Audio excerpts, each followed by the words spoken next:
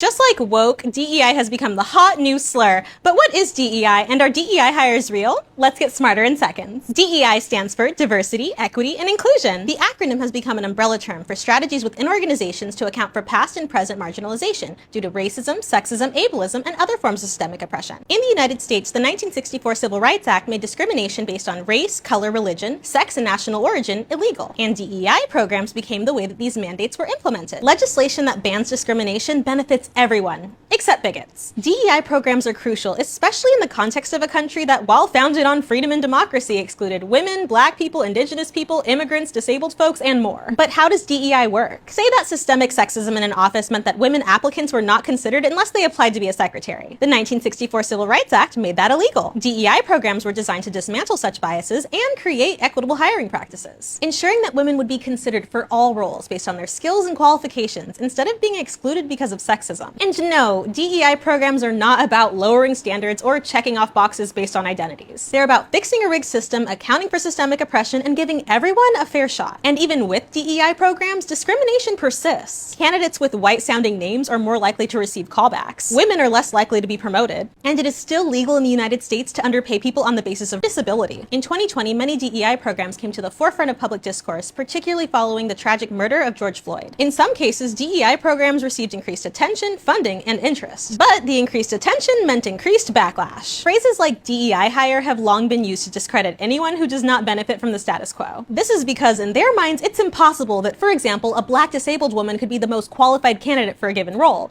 which says more about them than it does about her. In their minds, we need to go back to a time before the Civil Rights Act, before DEI programs, when only well-connected wealthy white men could be considered for leadership positions, and companies didn't have to consider anyone else. But that's white supremacy, the false and harmful idea that white Western Europeans are inherently superior and should therefore rule society. It's also patriarchy and any oppressive ideology that says only a select few people are capable, intelligent, and human enough to be included. So it's no surprise that the same people who want to ban DEI programs are the same ones trying to ban us from learning why we needed them in the first place. And in some cases, they have been successful. Anti-DEI efforts are about restoring white supremacist patriarchal control, not about fighting for freedom. I've been accused of being a DEI hire before, but I would rather be hired based on my skills in a fair process than simply selected because a supremacist thought I would reinforce the status quo. Smarter in seconds.